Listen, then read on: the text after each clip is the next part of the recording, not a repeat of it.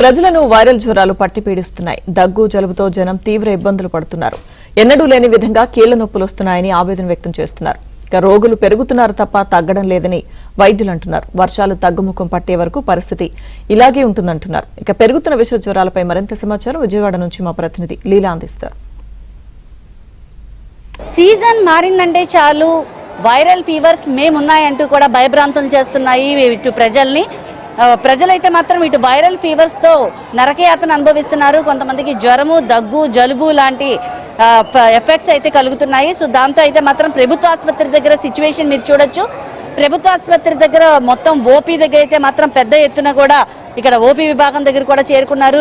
దగ్గు, జ్వరం, జలుబు లాంటి ఇతర కారణాల చేత కూడా ఇక్కడ ఓపీ దగ్గర పెద్ద ఎత్తున కూడా చాలా మంది వచ్చారు. అయితే అసలు సీజన్ మారగానే ఫస్ట్ క్లైమేట్ చేంజ్ అవగానే, వాటర్ చేంజ్ అవగానే కూడా ఎవరైనా సరే చాలా ఇబ్బంది పడుతున్నటువంటి పరిస్థితి అయితే చూడొచ్చు. ఇక్కడ చాలా మంది అయితే మాత్రం విజయవాడ నగరవాసులంతా కూడా ఎక్కువ క్లైమేట్ చేంజ్, వాటర్ చేంజ్ అవడంతో అయితే రావడం అయితే జరుగుతుంది.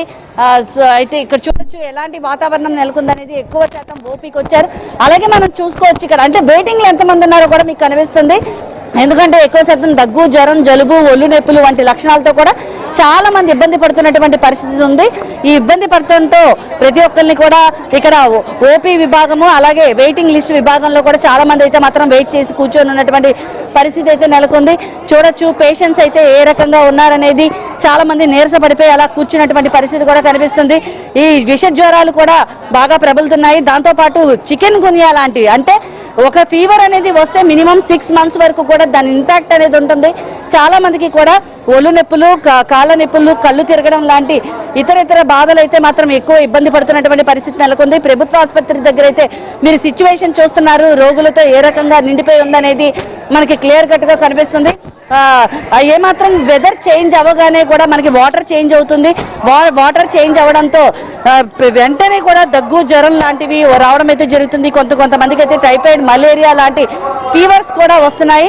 దీంతో ప్రతి ఒక్కరైతే మాత్రం సామాజిక దూరం పాటించడం, మాస్క్ ధరించడం, ఖచ్చితంగా అయితే మాత్రం మనిషి దూరం పాటించడం అయితే మస్ట్ అండ్ షుడ్ అని డాక్టర్స్ కూడా చెప్తున్నారు. ఎందుకంటే ఇప్పుడున్నటువంటి ఈ సిచ్యువేషన్లో గవర్నమెంట్ హాస్పిటల్ దగ్గర మీరు పరిస్థితి చూస్తున్నారు.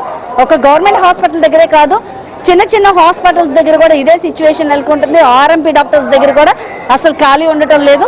వైరల్ ఫీవర్స్తో అయితే మాత్రం విజయవాడ నగరవాసులు తీవ్ర ఇబ్బందులు పడుతున్నారు. పరిశుభ్రమైన ఆహారం తీసుకోవాలని చెప్తున్నారు డాక్టర్లు. అలాగే వేడివేడి పదార్థాలు తినాలి. బయటికి వెళ్ళినప్పుడు వాటర్ కూడా కాసి చల్లార్చిన నీళ్ళే తాగాలని కూడా చెప్తున్నారు.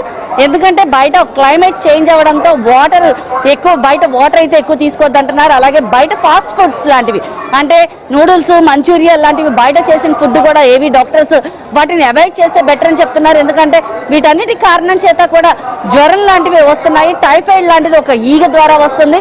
సో ఈగలు వాడినవి, అలాగే మనం టీ లాంటివి తాగే ప్లేసెస్లో కూడా ఈగలు ఎక్కువ ఉన్న ప్లేసెస్లో కూడా వెళ్ళొద్దని చెప్తున్నారు.